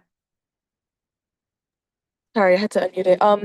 I'm asking like basically the outcomes, like is it better or is the shorter length of stay associated with better or worse outcomes for the youth? What we tend to see is that when kids are held for longer periods, just for the sake of holding them and not stabilizing and addressing their needs, that's not in their best interest. We do see variations as far as outcomes, but it's not always, directly connected to, is it because they're staying there for a shorter period of time, or is it because we are quickly, assessing their needs and figuring out what they need to receive in order for them to transition back, to their community safely. So it's rarely about just the time frame, how much time they're spending there, and more about what's happening when they're there and if they're in the right place. And I may phone a friend if I missed anything with that. Thank you. Okay, thank you. Okay, Oh, we have okay, to, we do have to, because we Oh, got one more presentation too, so go yeah, ahead. and Anyone can answer this question. So I see a few things, but I'm not going to get too much in it. We'll work together as our crew member. Great job with everything y'all guys doing, because I know it takes a long time for when it comes to like gathering all this information and data. But one thing I want to just put on the table is that, one, I think as we move forward, as I'm gathering everything and live through it, I think we have to see if we can come together as a state and move from punishment to healing. So our kids from 10 to 21, the trauma that they're coming from, and we're taking them and we're putting them back into these blocks and these, if you've ever been in a jail cell, it's like the size of a bathroom with two people in there. Imagine a kid, if we just take off our hats and put our parent hat on, our grandmother hat, auntie, uncles, and we look at it from that point of view, when a kid is doing something in the streets, they can go to the court, but there has to be a way where we can get them and put them in these healing systems and move away from these juvenile prison systems. Another thing is, and someone can probably correct me if I'm wrong, but as I was trying to do some research, I found that in Connecticut, we spend the most per inmate. Adults, it says that per year, we're spending about $80,000 to $100,000 to house an adult in a cell, and the youth, we're spending about $150,000 to $230,000 to house a youth in a cell. That's college. We can send 10, 20 kids to college, trade schools, healing. So basically what I'm trying to say is not really a question. I just wanted to put this out there that we should be, as a collective, focusing on healing instead of punishment, because for every prevention, for every $1 that we prevent, we can save $7 in the state. I just wanted to put that out there on the table. Thank you. We thoroughly agree with you. We would much rather have a conversation of how we're funding your partner's UConn tuition than incarceration. That is our goal. Have you not heard me say every time somebody says they're in college, I go, yay! Yeah, I'll be your big cheerleader. So we hear you. You're absolutely right. And that was the beginning thoughts of why we wanted to do this, because it changes. But like the other part is the family. That has to be, we have to figure out how to connect that in there, in this. So going on, because we are getting late. That's what happens when you get good data. Thank you, Brian. Great job, Brian. Great job.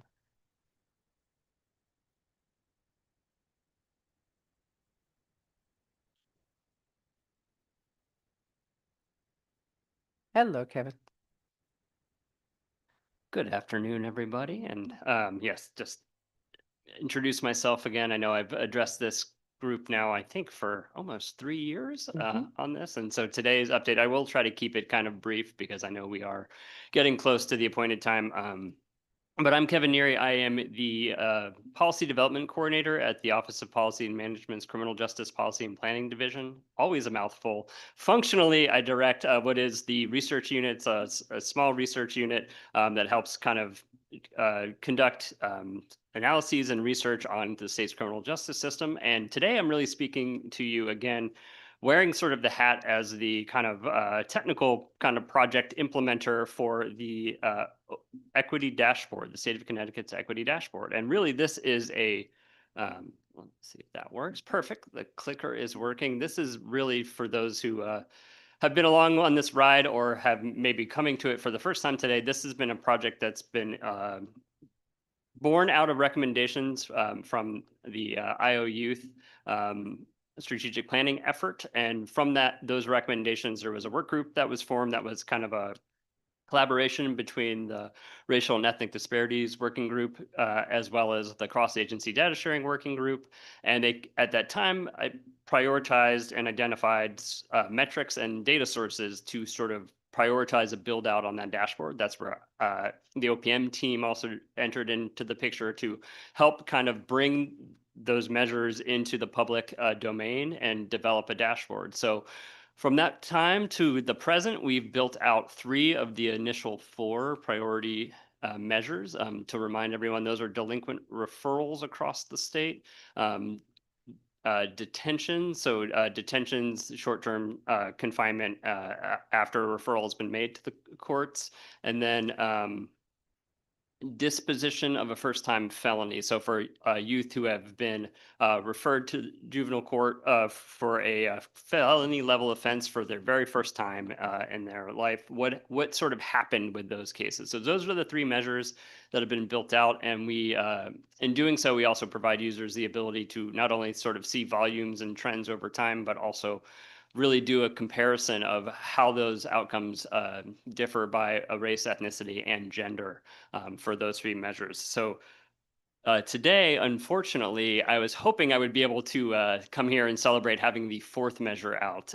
I will try to keep a little bit on some of my frustrations on the technical side about why we don't have the 4th measure built out.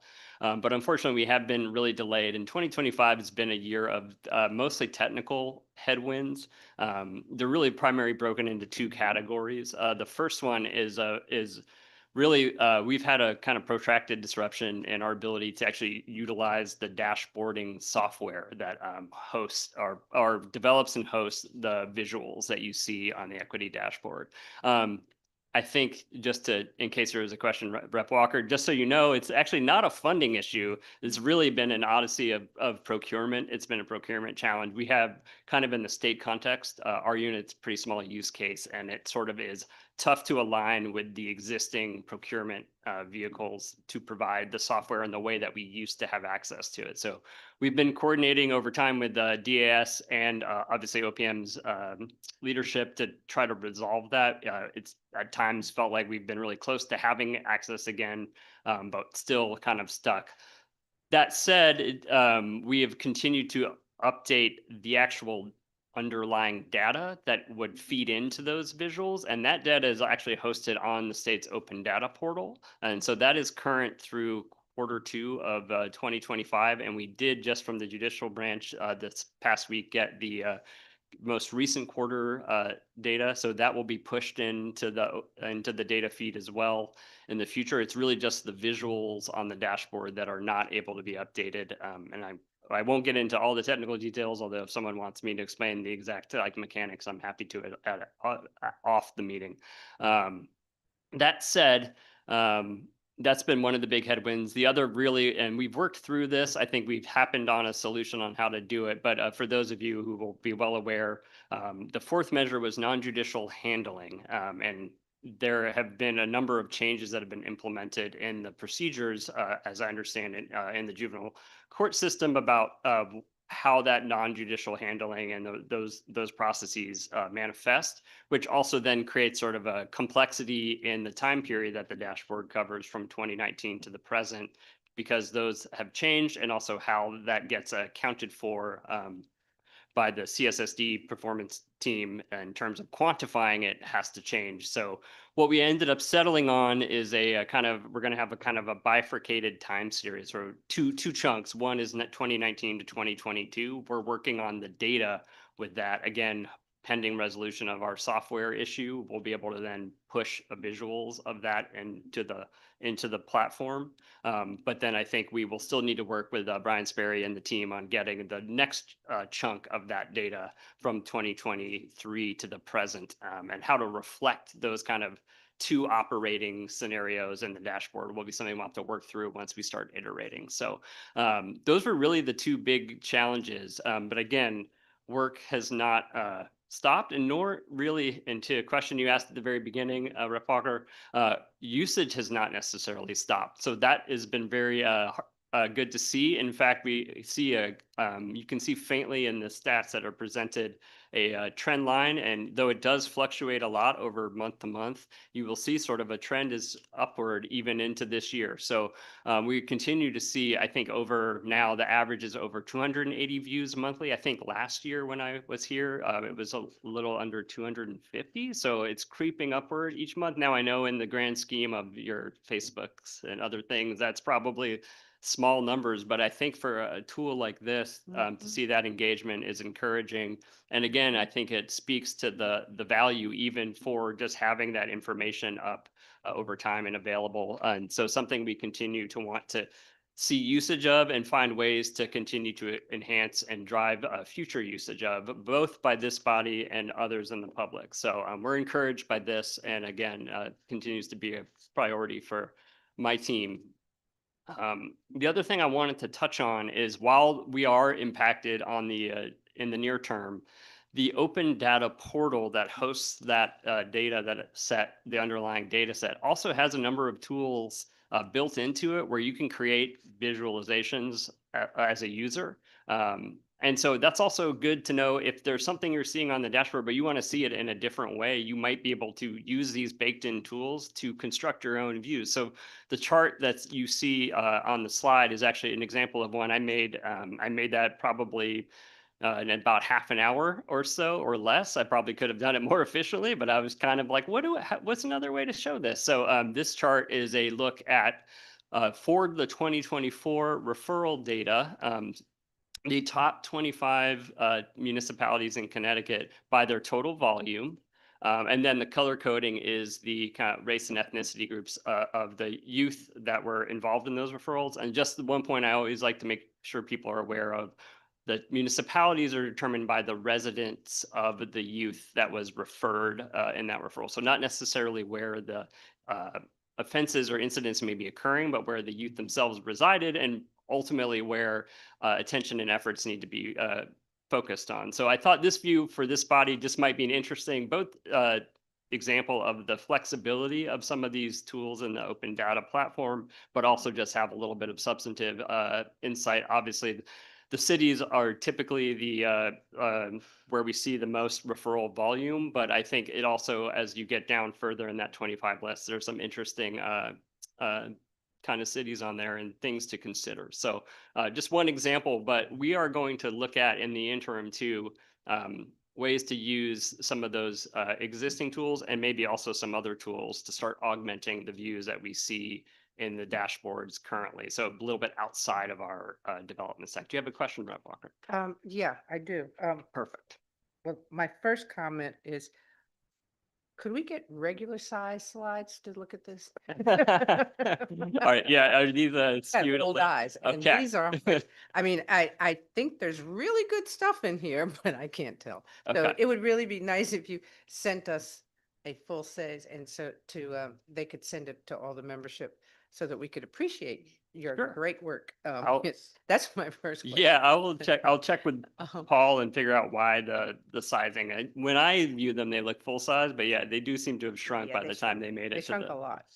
But the other thing, it was interesting, I looked at your chart with the juvenile justice the monthly views on the website.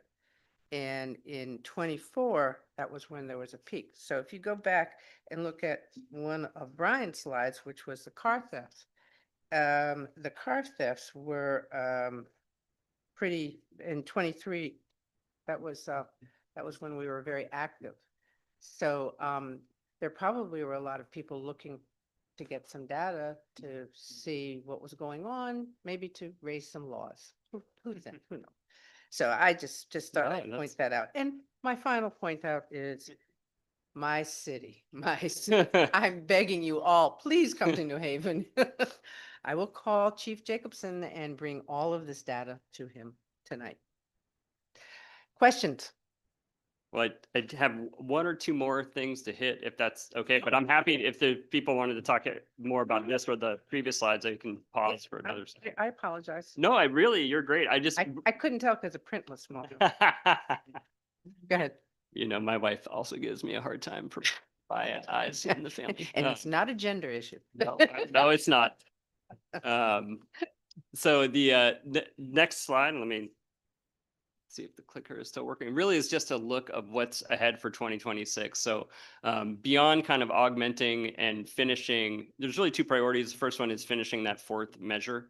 And because of also some of what I was discussing with our kind of difficulties with the software that we were using, thinking too, maybe using that fourth measure as a pilot of other technologies for eventual different build out, and also priority 2, which is the one I'm most excited about. And I think a great opportunity and fit for the continued and now combined working group of the cross-agency data sharing and racial and ethnic disparities work group, which are now combined. It's a perfect fit. So we are going to have as a standing agenda item, and I think this was alluded to earlier, a structured conversation throughout the year ahead about how to evolve this dashboard tool. And I kind of frame out in the bullets, the sub points there, kind of two ways that I think about it. One I call scope, which is expanding more to more system activities that are not covered. So some of those we've talked about today, whether that was JRBs, those might be arrests from police stats or other things. So that would be in scope. The other way I would think about it would be breadth. So for the measures that are there, finding ways to provide even more detail. That might also require some technical changes to how we get the data currently. Right now, we're working with pretty aggregate distilled information kind of structured in a certain way. So it limits that breadth, but we might be able to work with partners like Judicial Branch Court Support Services Division and other agencies or that might become involved in providing data to this effort to find ways to structure that exchange so we have more breadth and detail while also maintaining kind of the privacy and data security concerns that we would have around any sensitive records. So that's kind of the goal, but I think this working group is the perfect body to talk about both of those kind of directions and really identify within those what are priorities and how do we go about it. And then hopefully we can start iterating and update that body and this body as we go forward in those discussions. So that's really what we're excited about for 2026. So yeah, I think there's a lot more to come, and certainly the usage to date has been encouraging. And so we want to do what we can to make sure that it continues to be a useful and informative tool for everyone here and in the public. Awesome. Okay. Thank you. Questions? Questions? Yes, Martha. Yeah, I just have a couple of comments. First of all, I'm sorry that Bill Dyson had Yeah, I know. left because I really wanted to reiterate your comment because he really was one of the first people that made us look at the data and made us look at the racial disparity in the data, right? The second point I want to make is both presentations really highlight the racial disparity. And we spend a lot of time at these meetings looking at the data. I wish we would spend as much time looking at what we can do about the data. And, you know, because if you look at some of the numbers, the good part is that the numbers have gone down, but the bad part is that we're not really making as much progress on addressing the racial disparity. And, you know, so I appreciate the input, and I appreciate Brian and CSSD giving us the data at the RED meetings because we look at this, but we're not making enough progress on this issue. So I hope that we can devote another meeting of JJPOC to talk about what we're going to do about the racial disparity data. Thank you. And I agree with you about the racial disparity, but I don't agree with you when you say we need to use the data to make headway because we've made headway. There's a lot of headway in the data we've got. Are there still pitfalls that we have to do? Absolutely. And I think we've all acknowledged that. And the thing that is hard to figure out, how do we address the racial data that definitely continues to be the same in the same percent. It says that we have to change the way we address the kids in the schools and in the programs. And that was part of the reason why I asked about the schools and everything. And my city is leading the charge, you know? I mean, it's embarrassing. It's extremely embarrassing. In that, but I think if we took New Haven out of the equation and looked at the other cities, we might find some differences in the racial impacts. I think New Haven tips the scale, and if you look at that, you probably would agree with me. But how do we do that without going in and taking over the police department of New Haven? You know, that's something that I think would help.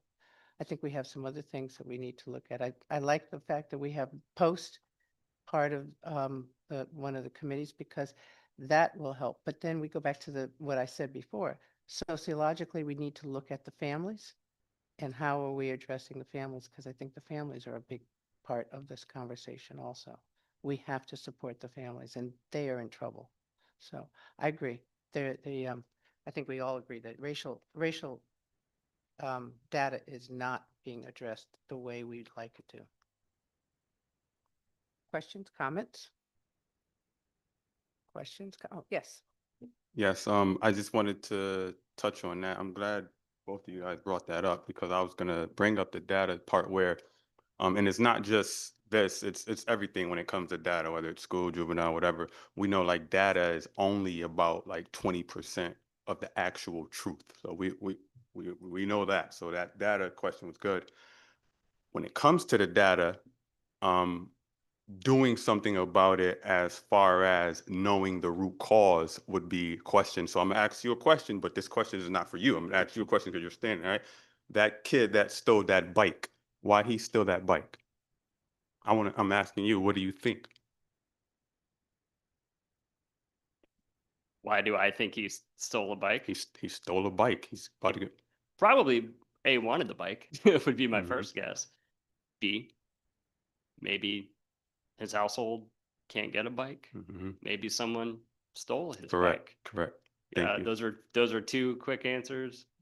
Third answer is didn't think about it that much, and just saw the bike, had the moment. And that was me when I was a little kid. Okay.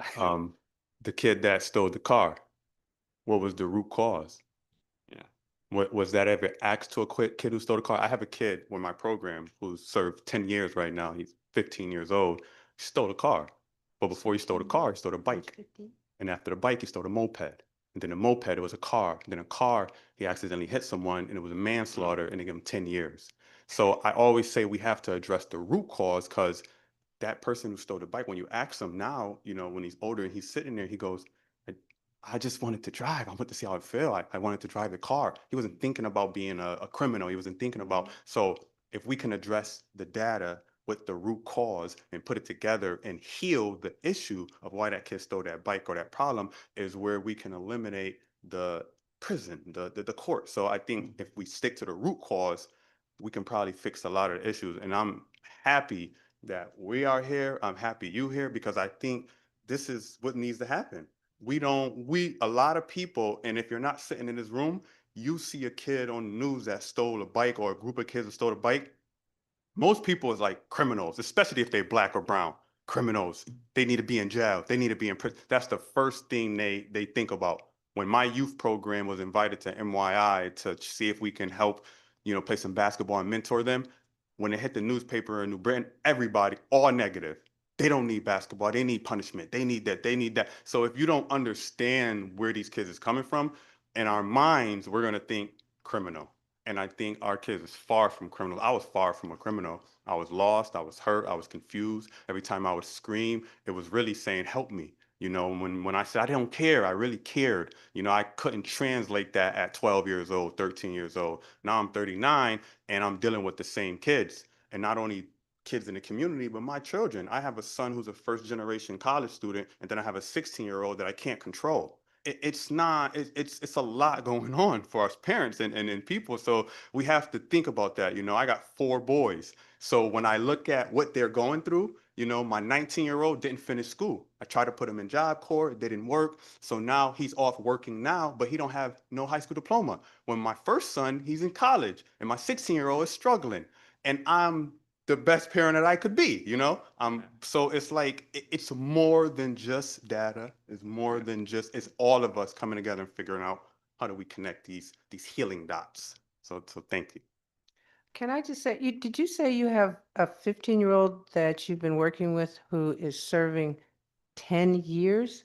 Yeah. Is he just started serving 10 years? Nope. When did he get incarcerated? He got incarcerated. He's in a halfway house now. He got incarcerated literally about 9 years ago.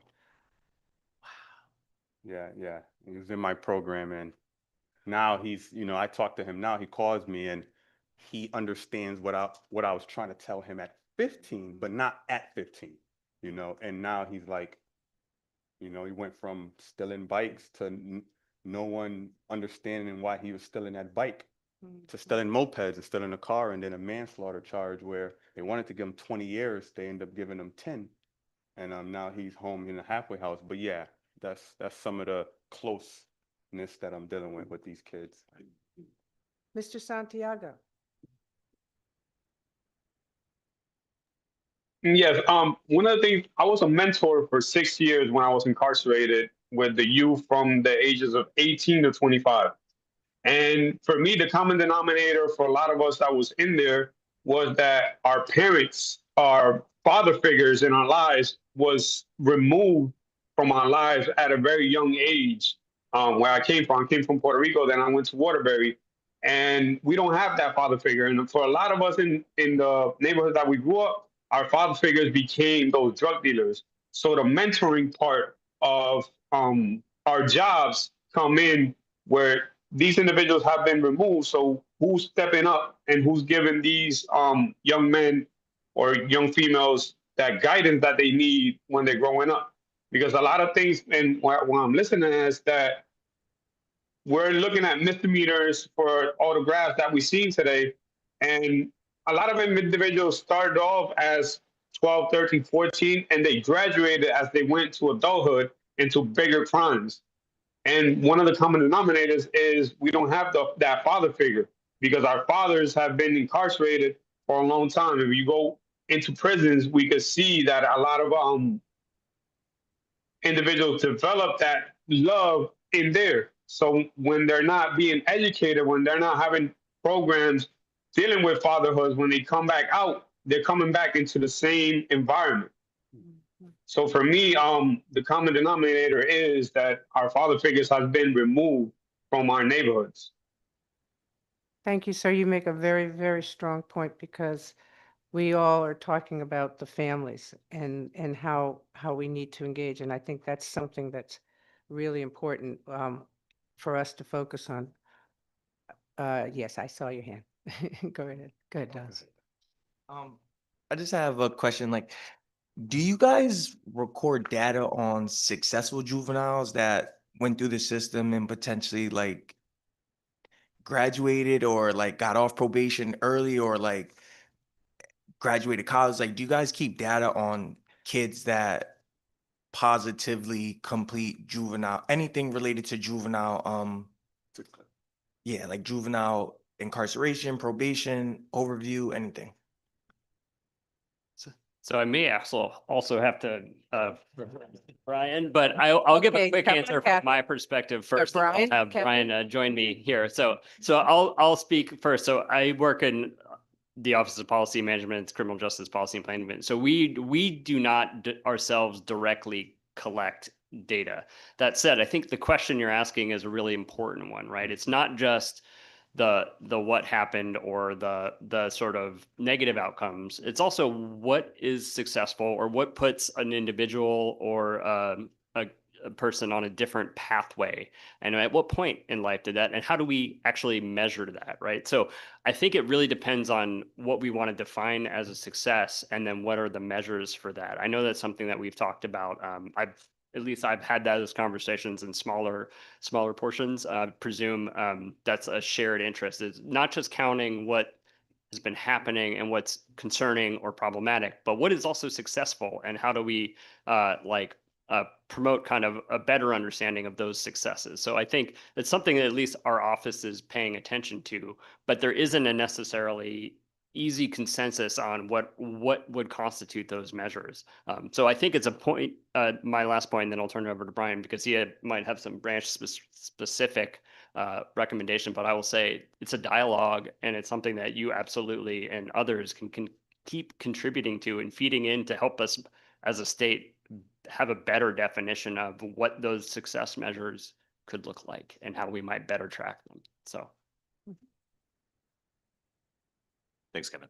Yeah, I think that's a great question. One of the challenges to identifying, what really works or how kind of positive outcomes for these youth is that we don't interact with them anymore, right? Once youth sort of leave, probation supervision, generally they move on and oftentimes answering questions about secondary outcomes, labor, school, health outcomes, are challenging.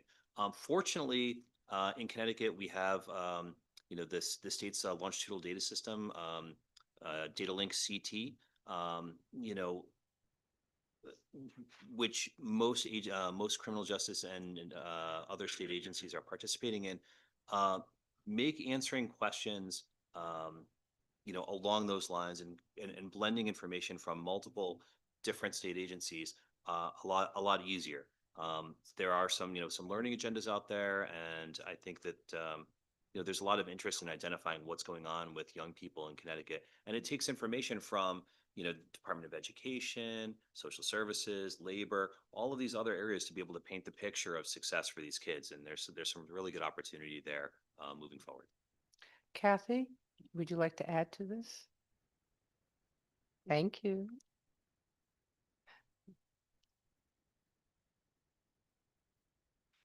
So I'm Kathy Foley Guy. I'm the Director of Juvenile Residential Services. So one of the big things that came out of our work last year was what we're calling this Reentry Success Plan.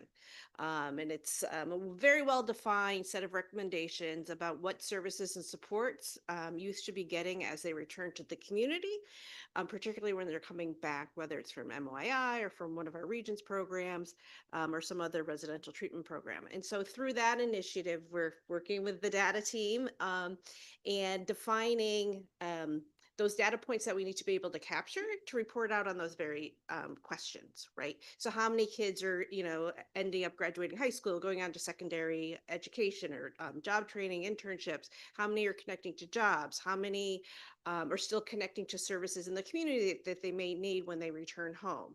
Are we able to address barriers like transportation, housing issues, things of that nature? So that's the development that we're undergoing right now. And OPM will be tracking our progress on that, and we'll be reporting out to this body about that. But over time, as that data gets developed and we're able to publish that into data reports, this is the body that will be receiving all those reports and updates. So, hopefully by the end of 2026, we'll have some answers for you, at least initially.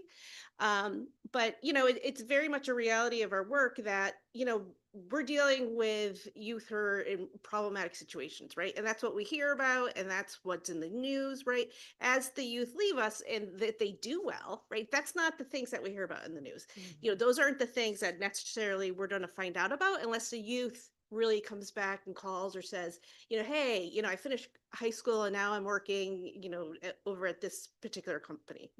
That does happen for some of the individual providers, that they've developed such strong relationships with the kids where they're still calling back, coming to visit and things of that nature. But we need, as a state, we need to do a better job of documenting those impacts, right? And those stories. And so, I just very much want to say to you, I really appreciate you being here, participating, sharing your stories, because you guys are the success stories, right?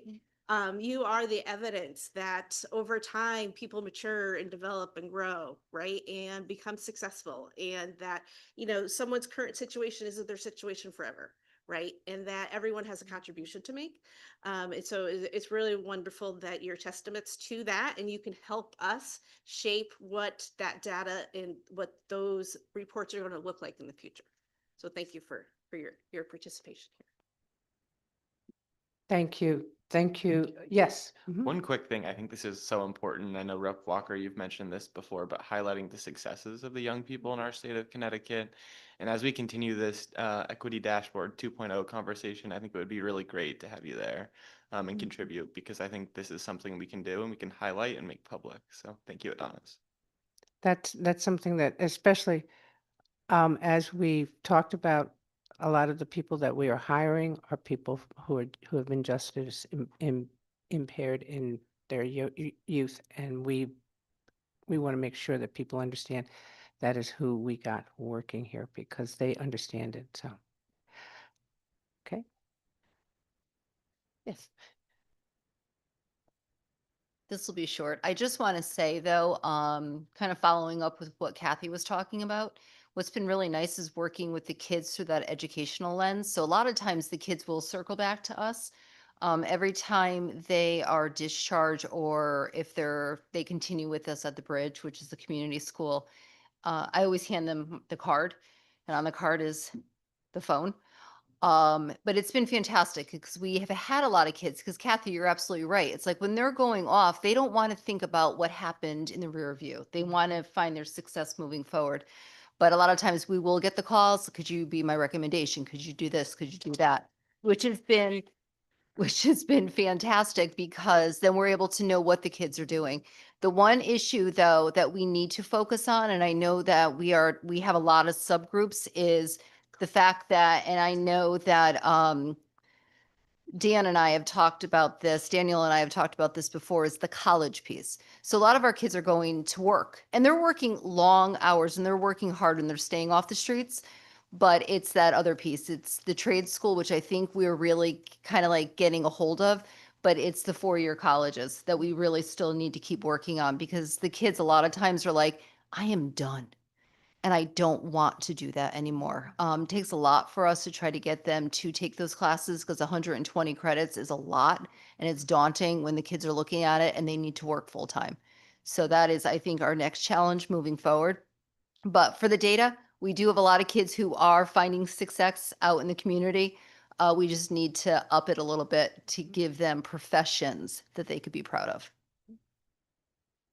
Yeah. Okay, we're going, what's last one? Last one. We could She be, brought it up. yeah.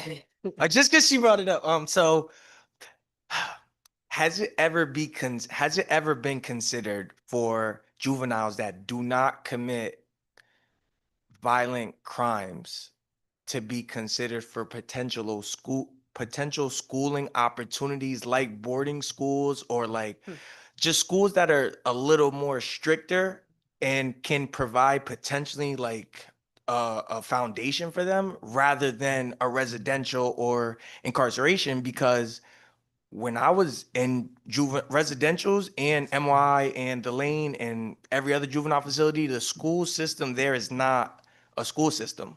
So getting out to try to go to real school to this day, to me, I still have troubles in college and classrooms that I have 100 kids in that I can't talk to everybody because I don't know how to. So just if there's ways to possibly or think about how to get these younger kids, because they might not be ready for college, but just into a school situation funded where instead of funding them to go to a facility, they'll go to a school potential situation.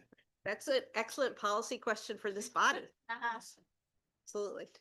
No, you're absolutely right. So, I mean, I'm always game. Somebody wants to make a recommendation for a law. Hey, we're good. Okay. It can come right from your community expertise work group. Yes. So, yes, yes. There we go. No, I think it's important. And these types of conversations, this is a wonderful, wonderful day. I mean, I know I emphasize data, and I do. You know why? Because to get money, you got to show that you got the right direction. I know everybody says, we collect that, we collect that. We collect it for a purpose so that we can acquire more services and we can do different things that we have done in the past. And that's what it's mostly the reason why we do it. So embrace data. Don't run away from it. Embrace it and use it and make sure that it's getting you what you want. If it isn't, change it. But get the data that you need to prove that our kids are definitely worth it. They are. And we need to make that something very, very clear. And putting, a Gateway, when you come into New Haven, I don't know if you see it, there's a big giant screen of the students that go to Gateway, and they just flash their pictures of the students. Maybe we should start flashing pictures of successful kids coming out. It probably had, I'm sure somebody would say, no, don't do that because you don't want to identify, but you got to, I mean, maybe we just have the numbers, do a ticker tape saying this many kids are graduating from high school. This many kids are in school today. This many kids are participating. We got to do that. And you're my marketer. You're gonna help me come up though. Okay, you go think about those things. I know that. So I mean, we got to be creative about how we talk about the successes that we are now seeing. Because when we started back in 2010, Bill, we didn't have this information. We didn't have this stuff. We couldn't talk about how great we were doing because we didn't have any information. We weren't sure. And this is showing us that we're going in the right direction. Have we got it all? No. We will not ever get it all, but we will make adjustments and make those changes. So I thank everybody for participation. I thank CSSD, Brian. I mean, everything that you've given me. Kevin, bigger print, but great. My guys that came here to join us, because it's all of us in this together, all of us, and that's important. And I hope the people that weren't here find it interesting and will come and be here next time as opposed to a Zoom. I know jobs, and we know that everybody has works, but sometimes it makes you feel good to be in a group and be with each other to celebrate the things that we're making. So I thank everybody. Our next meeting is when, Paul?